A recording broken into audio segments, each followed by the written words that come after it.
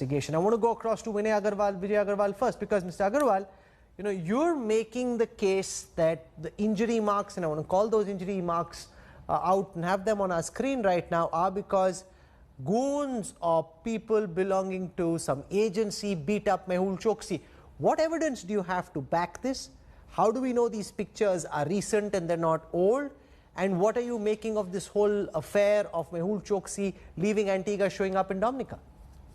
At the back of the pictures, you can see the images of the hospital that Mehul Choksi is in.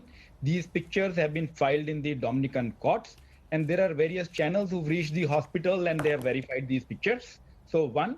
Two is that we need just very little common sense to understand this. Let us assume that the theory is that the Mehul Choksi wanted to escape and he was running away. Then any person who's trying to run away, he would carry his passport. His passport is lying at his house in Antigua.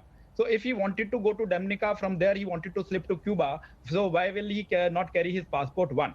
Two is that this lady, if she is not from some agency, she was not the part of the team. Where is this lady now? Then in case he was illegally entering into Dominica, then where is the yacht?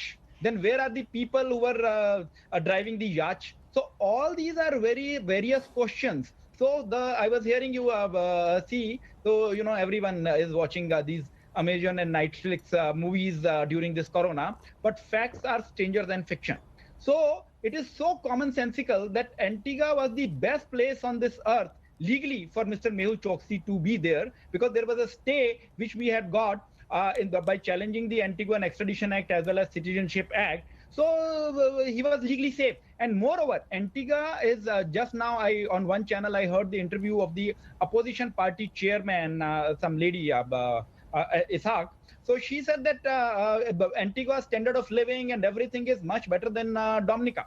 And so everything that he would have got in Dominica, Mr. Mehul Choksi already had. So there is no logical, commonsensical reason for him to run away. And let me tell you, with my experience in criminal law, if somebody has to inflict injury, he will never inflict injury on his face. You can see the blood oozing out of his eyes. There are injury marks on the face, and there are electrical shock marks. And so he did not have this. They say whenever there is a crime, there is a motive. So he did not have a motive. He was perfectly safe in Antigua, fighting his cases. I was having a Zoom call. So what do you think happened? Around the world every week. What do you think happened, Vijay? He's been abducted. It is so crystal clear. I mean, we have to be ostriches and put our heads in the sand not to see it. It is so Who clear. Abducted him, you think? From the east. Who abducted your client, you allege? There were people whose photographs have surfaced, so the time will tell that who were behind them. And my experience is that such things are subcontracting. It is not some agencies, officials themselves will try to pull it off. They have some small-time operators who've been engaged who are trying to pull it off. So who has the motive? Who has the advantage that Mr. Choksi is safe in Antigua? So you want to call him, you are not able to. You are losing cases in Antigua. In India also, I've got to stay in the fugitive proceeding. So out of desperation, throw him out to another country and from there take the help of RCN and try to get him back. So this is the larger picture. So one can easily see it through. So it's surely a botched up operation. And moreover, in case Mehul Choksi wanted to slip away, the moment he went missing from Antigua, why would his family report to the police and create a hue and cry all over the world?